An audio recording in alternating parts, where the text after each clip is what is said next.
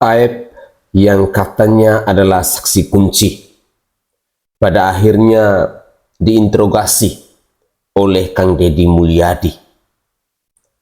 Dan ini yang akan mengejutkan kita semua, karena Kang Deddy Mulyadi akan melaporkan Aib ke Mabes Polri karena telah memberikan keterangan palsu.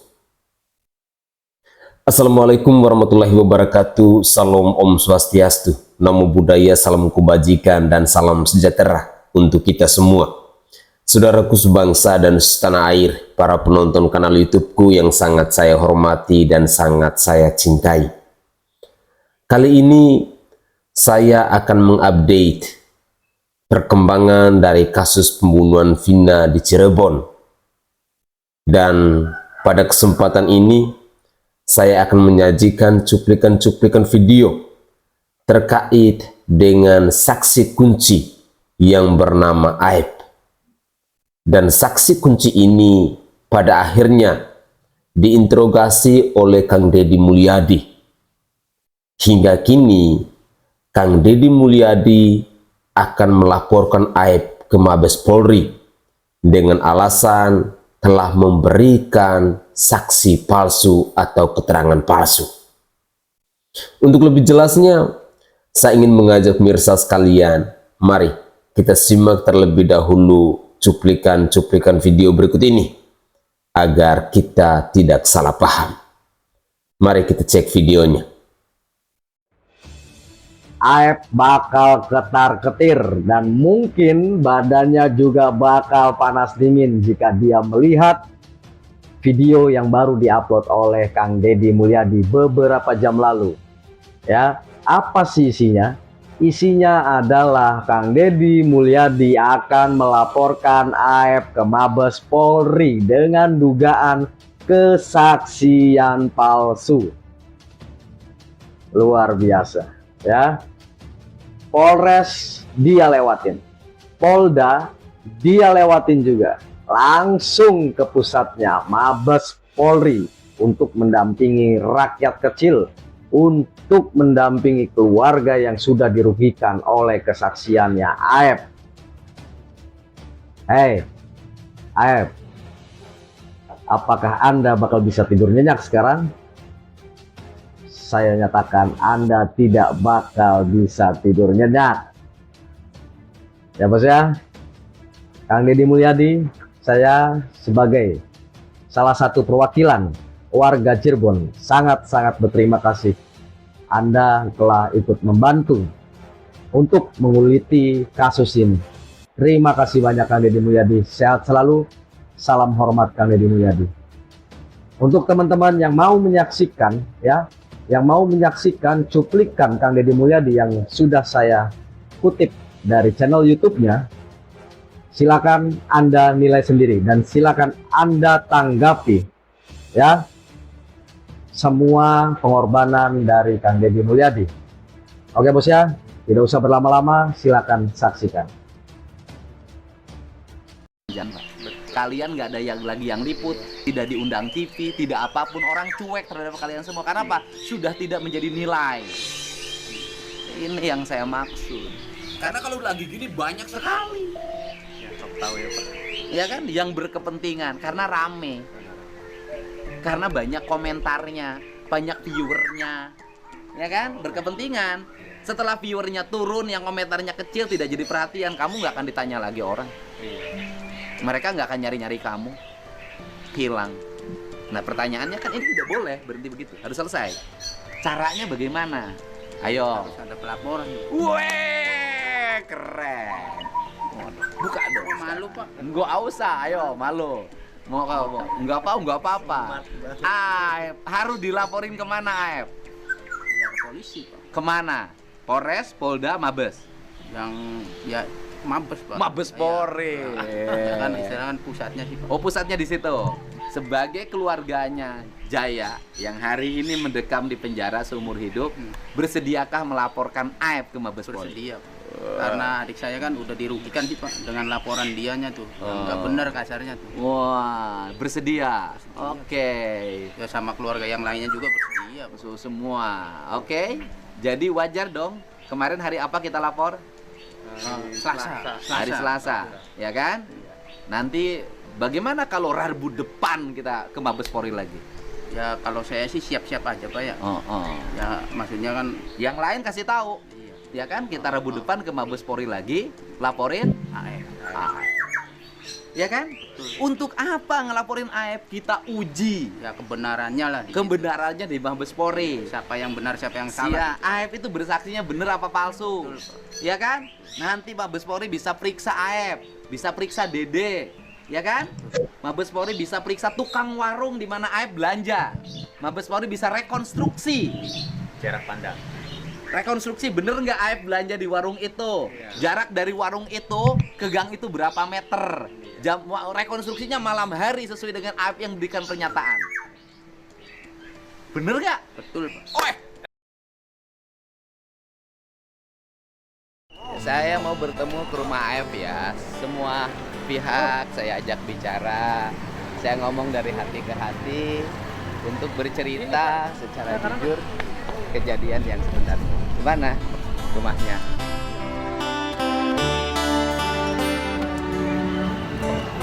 Asli sini. Kalau lahir Purwakarta, Hah, kamu orang Purwakarta? lahir Lahirnya di mana Purwakartanya? di Pleret Di Cirebon tuh sejak kapan? 2011 Pak. 2011. Ikut siapa tadinya? Tadinya saya ikut temen yang ngajakin Kerja di kerja di sono di Cirebon Di? bengkel cuci mobil. dicuci mobil, kerja di situ. Nah, terus ketika kerja di situ kok bisa jadi mengetahui sama anak-anak yang sekarang yang 8 sudah jadi terpidana loh.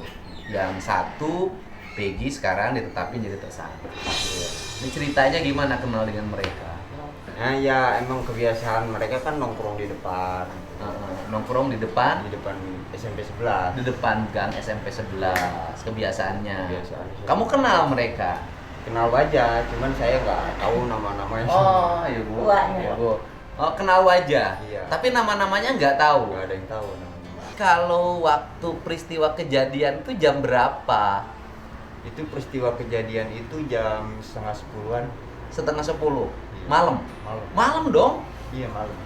Orang udah pada tidur loh jam segitu. Iya waktu kejadian. Udah pada tidur. Nah, terus kamu lagi apa waktu itu? Lagi beli rokok, jajanan di warung. Di warung. Di warung di depan. Enggak, di samping SMP 11. Oh, samping SMP 11 beli rokok. Terus ketika beli rokok, Ya ada motor lewat tuh, Pak. motor yang korban Iya, motor korban. kenceng. Ya jalan pertama biasa aja dia, terus dilempari batu, ini langsung kabur gitu. Oh, dilempari Iya, batu. Terus dikejar sama si anak muda yang biasa pada nongkrong di situ. Oh. Anak udah pada nongkrong di situ, motornya sudah ada semua. Udah ada. Terus Ya, habis dikejar, habis dikejar, saya juga takut di situ. nah terus Saya pulang lagi. dikejarnya oleh yang 7 orang itu. Iya, dikejar. 7 orang apa 8 orang? 4 orang. Yang ngejar mah motor 4. Setelah ngejar, Udah dipepet, terus saya takut, saya pulang. jadi nggak tahu lagi kejadian apa setelah Nggak itu. tahu, setelah itu saya nggak tahu. Terus yang terakhir ini kan yang baru ditetapkan ya tersangka ya. Kalau saya kan tidak mau berpihak pada terpidana. Iya. Saya tidak mau berpihak pada tersangka. Saya tidak mau. Saya ingin berpihak pada kasus ini diungkap secara objektif, persidangannya objektif, lahir putusan yang adil bagi semua. Iya. Kalau yang ini kan baru nih, yang namanya Peggy. Iya. Sama Peggy tahu wajahnya? Tahu aja. Sama Peggy. Tahu aja. Oh tahu. Waktu peristiwa itu ada. Waktu peristiwa itu waktu semalam ada itu. Ada. Adanya gimana bisa tahu bahwa ada Peggy? Ya dia sering kumpul sama anak-anak. Nah, itu. waktu kejadian itu Peggy ada Ada itu. di lokasi. Ada. Gua kan lagi pada nongkrong di situ tuh, Oh. di depan SMP 11 itu. Lagi pada Kan jadi nongkrong. saya lewat itu anak-anak udah pada nongkrong di situ. Gitu. Iya, soalnya kan di wawancara ibunya, Peggy pada bulan itu kerja di Bandung sama adiknya Robi, gitu kan? Bapaknya kemarin saya temuin ke Bandung juga begitu, bareng sama saya kerja bangunan, gitu loh. Nanti berarti AF juga harus ada. Rentang waktunya jauh, yakin ya? AF yakin ya? Yakin saya. Hmm. Siap nanti disumpah di atas Quran, Bro. Siap, saya.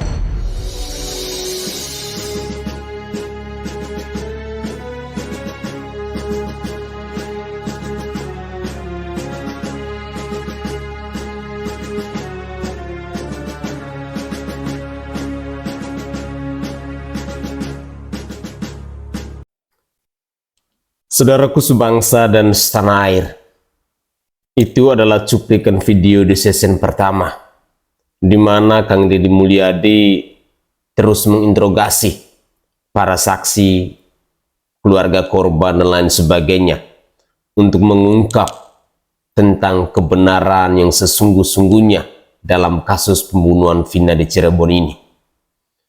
Perjuangan Kang Deddy Mulyadi ini memang layak untuk kita berikan apresiasi, karena ada begitu banyak informasi yang bisa kita peroleh tentang cerita-cerita dari kasus pembunuhan Vina dan Eki di Cirebon. Penelusuran yang tiada hentinya yang dilakukan oleh Kang Deddy Mulyadi. Beliau sedang mencari yang namanya keadilan kepada kita rakyat kecil.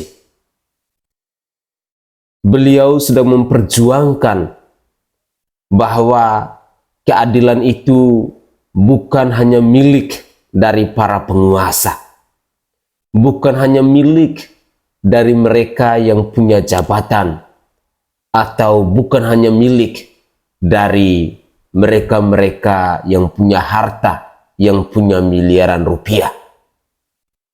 Tetapi keadilan itu adalah milik dari kita semua rakyat Indonesia. Entah itu kita sebagai orang kaya, orang menengah, maupun orang miskin sekalipun. Itulah keadilan milik kita rakyat Indonesia. Pertanyaannya, kenapa sampai sekarang ini Kang Deddy Mulyadi terus melakukan penelusuran-penelusuran untuk menginterogasi, untuk mewawancarai para saksi dan keluarga korban? Karena Kang Deddy Mulyadi mau mengungkapkan kasus pembunuhan Vina yang sebenarnya, yang sesungguhnya. Karena banyak cerita yang berseliweran di media sosial yang mengetuk pintu hati Kang Deddy Mulyadi untuk mencari tahu lebih dalam tentang kebenarannya. Dan kali ini keterangan dari Aep ternyata adalah keterangan palsu, karena dia telah memberikan kesaksian palsu yang menyebabkan Peggy Setiawan yang adalah kuli bangunan saat ini harus mendekap di penjara. Yang menyebabkan 7 atau 8 tersangka lainnya juga harus mendekap di penjara. Karena menurut pandangan dari Kang Deddy Mulyadi, mereka-mereka ini adalah korban dari kezaliman para penegak hukum di bangsa ini. Mereka sesungguhnya adalah orang-orang yang tidak berbuat salah. Mereka sesungguhnya adalah orang-orang yang tidak tahu apa-apa dengan kasus pembunuhan Vina dan Eki ini. Tetapi kejamnya hukum di bangsa ini, kezaliman-kezaliman dilakukan oleh oknum-oknum tertentu, membuat mereka harus mendekap di balik jeruji besi.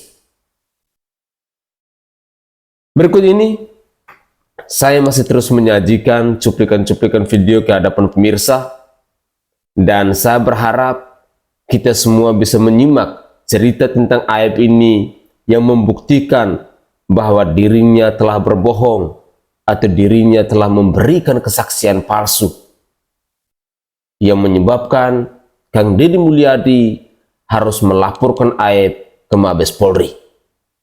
Mari kita simak videonya. Aep yakin ya? Yakin saya. Siap nanti disumpah di atas Quran, Bro. Siap, saya.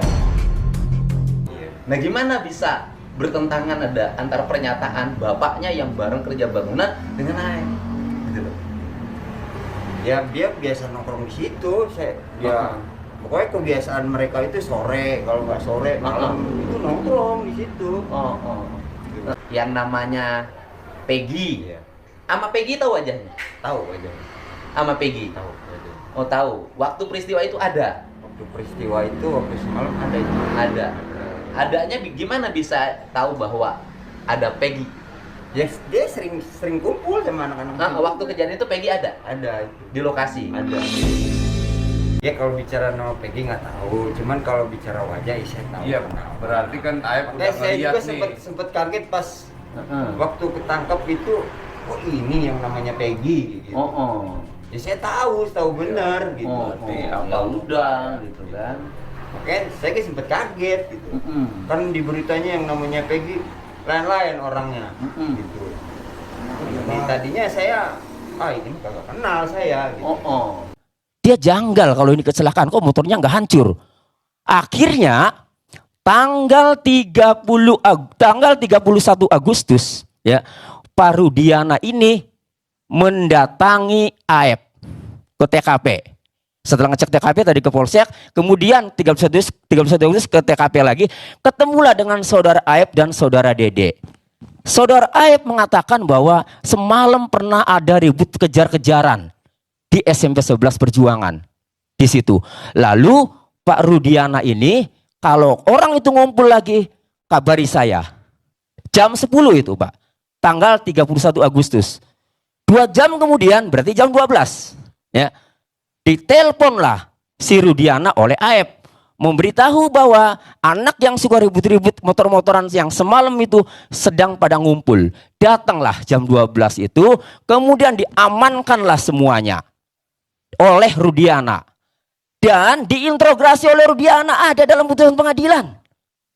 Langsung diintrogasi sampai kemudian muncul 11 pelaku oleh Rudiana, ada di BAP-nya ada nih ya, di BAP halaman 5. Apakah saudara tahu identitas para pelaku yang berjumlah kurang lebih 11 orang tersebut? Jika ia coba sebutkan, disebutkan 1 Eko Ramadhani, kemudian 2 Supriyanto, 3 Hadi Saputra, 4 Eka alias Tiwul, 5 Sudirman, 6 Andika, 7 Andi, 8 Dani, 9 Peggy alias Perong, 10 Jaya alias Liwon, 11 Saka Tatal. Ini Diperiksa pada jam, Pak, jawaban siapa itu? jawaban Rudiana. Diperiksa duluan. Ya. Ini lapor 18.30. Tadi dia jam 12 sampai jam 18.30 ada waktu yang cukup dia untuk menginterogasi para yang sekarang jadi terpidana itu. Jam 18.30 diperiksa di Jadi sini nama-nama tertuang. itu keluar nama-nama. Saya tidak tahu nama-nama ini dari nama mana. itu dari siapa? Dari Tidak tahu dari mana. bukan. Itu hasil pemeriksaan siapa? Rudiana. Oh, jadi nama itu keluar dari Mulut Rudiana. Tidak dari yang lain. Kemudian baru ya jam 20 lewat 20 baru meriksa tersangka pertama yaitu Eko Ramadhani dan seterusnya. Apalagi Sudirman itu diperiksa 1 September. Jadi Rudiana sebagai korban yang diperiksa pertama kali sebagai pelapor sudah memunculkan 11 pelaku. Padahal dia berada di rumah. Tahunya juga dari Aib itu tadi dari teman anggotanya itu kan. Kemudian dia menangkap dari informasi Aib. Pertanyaannya, Aibnya memang tahu kah? Ada di lokasi kah? Jangan-jangan Aib ini ada di lokasi. Buktikan saja nanti. Jangan-jangan Aib ini terlibat. Lihat saja nanti. Kan? Kalau ini semua keungkap. Makanya kalau kemudian Kadiphumas Polri mengumumkan bahwa hasil pemeriksaan Propam dan Irwasum Pak Rudiana tidak ada pelanggaran. Di sini sudah diakui sampai memunculkan 11 pelaku sementara dia tidak tahu peristiwa kejadiannya, tidak melihat sendiri, tidak mengalami sendiri, tidak mendengar sendiri. Sebagaimana kriteria saksi. Dari mana? Disinilah ya kami melihat ini amburadul, Pak. Kemudian yang kedua, dalam putusan ini yang menanya Rudiana di sini siapa? Ya. Di BAP ini yang menanyakan. Yang menanyakan polisinya namanya Imanuddin SH, pangkat Ibda NRP 780402770. Cirebon apa Polda itu? Penyidik pada kantor tersebut di atas di sini Polres Kota Cirebon, Cirebon Kota. Yang kedua adalah Kasdin SH, pangkat Bribka, ya NRP 841205575. Lah, jadi Ibu Elsa baca enggak kayak gini bahwa yang memunculkan 11 pelaku itu adalah Pak Rudiana, di mana Pak Rudiana tidak mengetahui peristiwa pembunuhan terjadi, hanya berdasarkan dari keterangan Aep. Semakin seru ya. Patut dicurigai siapa itu Ibtu Rudiana.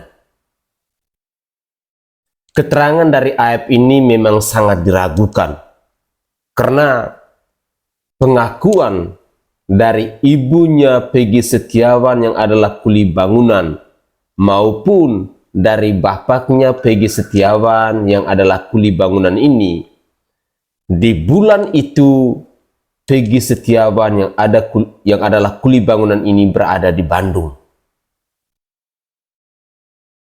Inilah bahwa ada keterangan palsu atau kesaksian palsu yang disampaikan oleh Aep.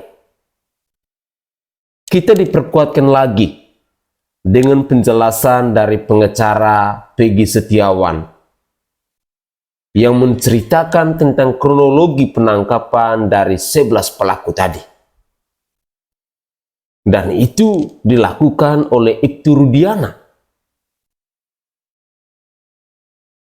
Sehingga ada kecurigaan besar. Siapa itu Ibtu Rudiana? Jangan sampai kita boleh mencurigai bahwa otak dari kasus pembunuhan Vina ini adalah Ibtu Rudiana ini sendiri. Cerita-cerita tentang kasus pembunuhan Vina ini, tentang adanya bisnis narkoboy, tentang adanya anak oknum mantan ex-bupati Cirebon, keterlibatan mereka ini masih menjadi misteri yang begitu besar yang harus diungkap oleh orang-orang yang berani. Cerita dari Bung Hotman Paris Hutapea, dia mengatakan bahwa kasus pembunuhan Vina ini bukan pembunuhan yang biasa-biasa saja. Semuanya penuh misteri. Sehingga Bung Hotman Paris meminta kepada Bapak Presiden Joko Widodo dan juga Bapak Kapolri untuk sesegera mungkin membentuk tim investigasi atau pencarian fakta agar bisa mengungkap yang sebenar-benarnya, yang sesungguh-sungguhnya tentang kasus pembunuhan Vina ini. Memang selama ini kita menemukan ada banyak sekali kejanggalan, ada banyak sekali informasi-informasi atau kesaksian-kesaksian yang kalau kita mau berpikir dan menggunakan logika akal sehat tidak masuk di akal.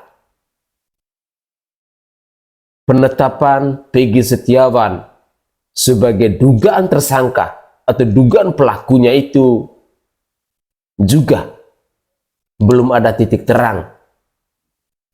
Bagaimana bisa bermodalkan foto kondangan tahun 2013, bermodalkan rapor, bermodalkan ijazah, bermodalkan KTP, bisa dijadikan sebagai alat bukti bahwa Peggy Setiawan yang adalah kuli bangunan merupakan otak pelaku dari pembunuhan Vina dan Eki. Orang yang tidak sekolah pun, orang yang tidak berpendidikan pun, kalau dia menganalisa dengan menggunakan logika akal sehatnya, pasti tidak masuk di akal. Tetapi ini yang dilakukan adalah para penyidik, yang tentunya mereka adalah aparat kepolisian, aparat penegak hukum, yang mereka paham benar tentang mekanisme untuk menyelesaikan sebuah persoalan. Semoga saja penelusuran dilakukan oleh Kang Deddy Mulyadi akan membongkar siapa sebenarnya Aep yang telah memberikan kesaksian palsu ini. Dan saya berharap bahwa Aep bisa menceritakan yang sesungguh-sungguhnya, yang sebenar-benarnya. Jangan sampai Aep sendiri yang akan terjerumus, yang akan menikmati indahnya hidup di balik jeruji besi. Mari kita mendengar cerita dari tetangga yang mengetahui tentang siapa itu Aep. Dan berikut adalah cuplikan videonya. Kalau Peggy dari lampu merah itu belok kanan mau ke flyover, sebelum flyover itu ada rumahnya Peggy di situ. Kalau yang saya tahu ya dari ibunya siapa, ibunya Sudirman apa, Peggy itu teman SD-nya Sudirman. Oke. Ya, teman sekolahnya sama, karena memang anak saya juga sekolahnya di daerah situ. Oh, Peggy itu teman banyak SD-nya Pak, Sudirman. yang dari Pompongan di SD Pelandakan, namanya SD Pelandakan Pak, di belakang warung Madura kemarin, itu SD Pelandakan. Oh, Peggy itu teman SD-nya Sudirman. Iya, yang saya tahu. Sudirman Saya itu lihat yang di sekarang yang YouTube kata orang tuanya mengalami keterbelakangan itu. Teman SD-nya. Jadi ya mungkin Peggy sama Sudirman ini sering main, dan Peggy sering main juga kadang-kadang ke tempat Sudirman, ketemu sama anak itu, tapi kan nggak setiap hari. Mereka semua ada aktivitas, apalagi si Peggy sering ke Bandung. Ngakuan si Peggy-nya kan sering kerja ke Bandung. Jadi untuk Aep hafal bener itu Peggy dari mana? Itu Pak yang saya ragukan tuh, main logika aja Pak. Saya juga sering langganan cucian Aep dulu, sering cuci motor di tempat Aep dulu. Kalau saya dipertemukan sama Aep sekarang, ya saya nggak bakal kenal, nggak bakal ingat, lupa. Kamu itu nggak sama saya dulu sempat kerja di cucian motor, ya nggak tahu. Walaupun di situ jedanya saya nyuci motor, saya ngelihat Aep lagi nyuci motor di situ, saya liatin terus kan, saya pandangin gitu loh. Tapi kalau memang dipertemukan lagi sekarang setelah lewat 8 tahun, ya saya nggak ingat. Oh, udah lu. Aep karakternya waktu itu gimana? Motor juga? Aep, Aep apa Peggy? Aep.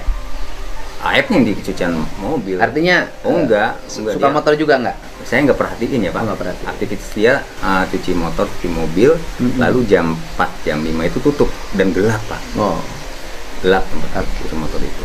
iya, kan seluruh keterangan ini bukan mengada-ngada, bukan dibuat-buat ya. Iya. Disampaikan berdasarkan hati nurani. Ya kan? Panggilan jiwa kan? Panggilan jiwa. Nah, kemudian nanti kalau menurut saya keterangan di sini kan nggak ada arti, Pak. Iya. Ya kan? Paling hanya bangun opini. Betul. Tapi yang paling bagus itu keterangan itu nanti ikut meringankan beban Peggy, ya kan? Komunikasi yang pengacaranya bisa menjadi saksi yang meringankan.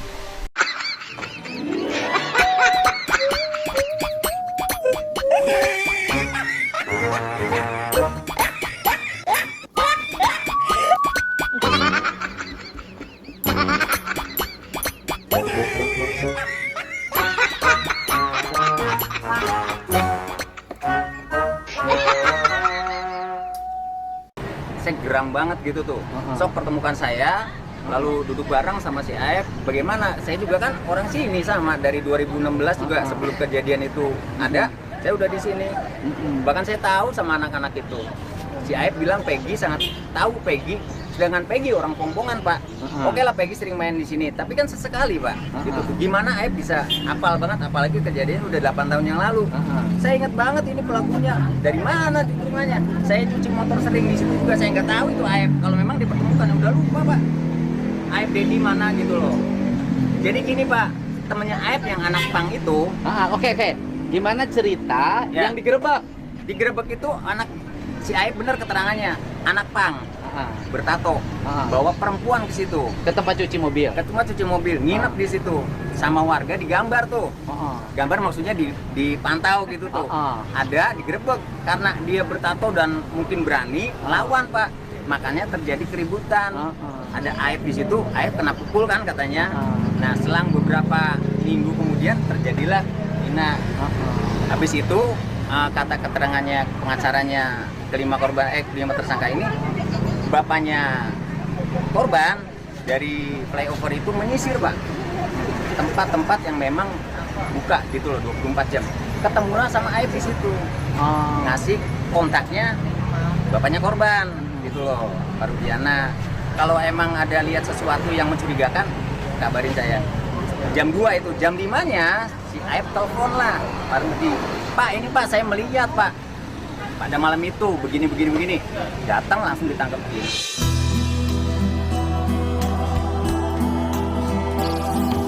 Hebat Ya. sekali. Ini Aib tanda petik bikin blunder. Ya. Ketika dia katakan, saya takut, saya ingin kabur lari dari tempat betul. cepat-cepatnya. Iya. Kalau betul itu kondisi batin dia, saya semakin sanksi terhadap kualitas informasi yang dia berikan. Ya. Padahal itu dijadikan dasar oleh Polda Jabar untuk menjerat Peggy Setiawan loh, Kang. Saya takut, saya ingin segera mungkin lari dari lokasi kejadian. Itu keterangan Aib. Dalam kondisi takut dan ingin lari, dalam kurung ingin menyelamatkan diri, ini persis dengan teori efek senjata. Weapon effect theory. Teori ini ingin mengatakan dalam situasi berbahaya, dalam situasi yang beresiko tinggi, orang berfokus pikirannya hanya pada menyelamatkan diri saya, sehingga ingatan terhadap peristiwa kabur sejauh-jauhnya. Weapon effect theory. Berkat kejujuran Aib yang mengatakan bahwa dia takut dan dia ingin sesegera mungkin pergi dari lokasi kejadian, ini adalah contoh nyata bagaimana weapon effect theory bekerja dalam proses berpikir dia. Sehingga mustahil lah bahwa dia masih mengingat Saya sanksi selengkap-lengkapnya. terhadap kualitas informasi dia. Saksi yang terakhir muncul ya namanya Mel. Ya. Kalau itu kan jelas saksi. Kalau saya belum meriksanya saja saya udah tahu bahwa ini pasti bohong ya. Bohong. Yang kedua yang paling bohong lagi siapa namanya? Aib ya. Aib ini bohong, ini wajar ini dimasukkan di dalam sel ya. Kalau dia apalagi dia sudah pernah menjadi saksi dalam perkara persidangan sebelumnya. Tapi dia nggak hadir kalau tidak salah. Mengapa saya katakan dia wajar dimasukkan di dalam sel dan di penjara dan diproses pidana? Sesuatu yang tidak mungkin gitu, impossible. Kenapa? Dia katakan dia melihat peristiwa itu 8 tahun yang lalu. Kemudian dia berdiri di depan warung dari bengkel dan warung itu tidak ada. Jarak dia berdiri dengan peristiwa sekitar 100 meter. Malam hari. Dia tahu naik merek sepeda motornya, kemudian warna sepeda motornya, kemudian dia katakan saya tidak kenal tapi saya ingat wajahnya. Udahlah, yang begini-begini mohon hakim, khususnya hakim pra-peradilan yang akan menyidangkan ini, kalau keterangan saksi itu dipakai oleh Polri, gugurkan saja. Dan karena itu misalnya kesaksian itu di depan sidang ya, ini wajar untuk diminta Polri menyidik bahwa dia kesaksian bohong ya. Tapi kita berharap bahwa termasuk saksi yang baru nongol ini, Mel ini. Jadi udahlah saksi yang begitu-begitu tidak terlalu diutamakan. Apa yang harus diutamakan sekarang adalah saksi benda mati yang selalu diagungkan oleh polisi dan para penegak hukum yang namanya scientific crime investigation. Berkali-kali saya katakan, adakah sidik jarinya? Adakah handphonenya? Kemudian dari handphone itu bisa dilihat BTS-nya, bisa dilihat WA, bisa dilihat percakapan. Kemudian adakah DNA-nya? Adakah hasil laboratorium tentang ini kan kasus perzinaan, DNA kan? Adakah si sperma Peggy di situ? Nah, kemudian cocokkah hasil pesem et repertum dengan luka di baju? Kan katanya ditusuk di dada. Kemudian pasti bajunya akan luka. Kalau ini semua tidak ada, termasuk CCTV, adakah di CCTV? Kalau semua yang terkait dengan scientific crime investigation nggak ada, hanya mengandalkan keterangan saksi yang tidak saling mendukung satu persatu, maka ini harus dikeluarkan, dan kalau diperadilankan untuk dia jadi tersangka, maka ini penahanannya dia jadi tersangka tidak sah. Jadi kenapa saya katakan tidak sah? Saksi-saksi sudah lemah sekali. Semua saksi yang hampir semua saksi yang saksi mahkota terpidana mencabut keterangannya. Kemudian saksi yang muncul baru-baru ini tidak kuat. Ada lagi saksi yang mengatakan yang bertentangan dengan saksi yang baru nongol ini. Siapa itu? Saksi teman kerja daripada si Peggy. Nah, kemudian kita hargai si Polri. Berkali-kali saya tekan, saya hargai. Kenapa? Setelah berhasil menangkap Peggy. Kalau Peggy tidak diragukan lagi. 1000%. Karena ibunya mengatakan betul dia Peggy, betul anak saya, raportnya Peggy, segala macam Peggy, betul. Tapi yang jadi persoalan sekarang bukan nama Peggy-nya. Apakah ini pelaku pembunuhan dan perkosaan? Ini yang belum bisa dibuktikan. Semua orang meragukan keterangan diberikan oleh Aep, sehingga seorang Reza Indragiri dia harus mengatakan bahwa keterangan dari Aep itu tidak ada kekuatannya. Seorang Bapak Susno Dwaji juga meragukan keterangan saksi yang bernama Aep ini. Terlepas dari cerita ini semua, inilah bobroknya penegakan hukum di bangsa kita. Penuh dengan sandiwara, penuh dengan rekayasa. Aparat kepolisian, para penegak hukum di bangsa ini semestinya mereka sebagai contoh, sebagai teladan dalam mentaati aturan-aturan hukum. Tetapi fakta membuktikan bahwa banyak sekali kasus-kasus yang melibatkan oknum-oknum kepolisian itu. Pengakuan dari Aep menurut saya secara pribadi bisa dijadikan sebagai bahan sandiwara. Ini hanyalah sebuah drama. Ini hanyalah sebuah settingan. Karena cerita-cerita dari Aep ini, ketika kita menyimak hasil interogasi dari Kang Deddy Mulyadi, tentu tidak masuk di akal. Kok sampai merek motornya dia tahu? Kok sampai jarak sejauh itu dia bisa melihat? Padahal itu 100 meter. Dan situasinya waktu itu katanya gelap. Lalu dia juga panik. Lalu dia juga kabur. Apa kira-kira yang bisa dia jelaskan untuk menguatkan bahwa dia adalah saksi kuncinya? Saya merasa yakin bahwa kebenaran itu pasti akan mencari jalannya sendiri. Semua kebohongan, semua manipulasi data, rekayasa kasus yang dilakukan oleh oknum-oknum pasti akan terbongkar semuanya. Banyak yang bersuara sekarang bahwa tolong periksa Peggy Setiawan yang anaknya Pak Cecep itu. Sekali lagi, tolong diperiksa Peggy Setiawan yang katanya adalah anak dari Pak Cecep itu. Karena dia adalah ketua geng motor dari Moonraker. Dan juga ada kesaksian yang memberitahukan bahwa status Peggy itu hanyalah titipan. Dan Pak Cecep Dahlan ini dulu adalah sopir pribadi dari mantan ex-Bupati Cirebon. Di sisi lain, kita juga menemukan cuplikan video pengakuan dari ibu yang katanya istri dari mantan Bupati X Cirebon ini menjelaskan bahwa anak saya ada 4, 5. Yang terakhir adalah Peggy Setiawan.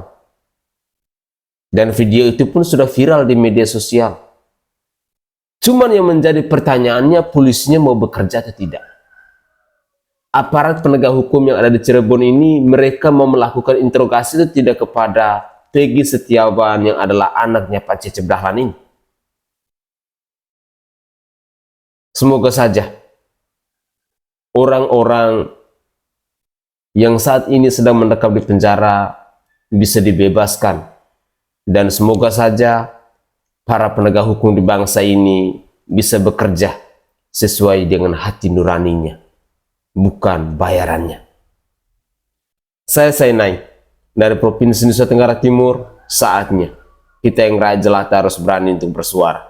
Salam hormat, salam NKRI, dan salam Pancasila untuk kita semua.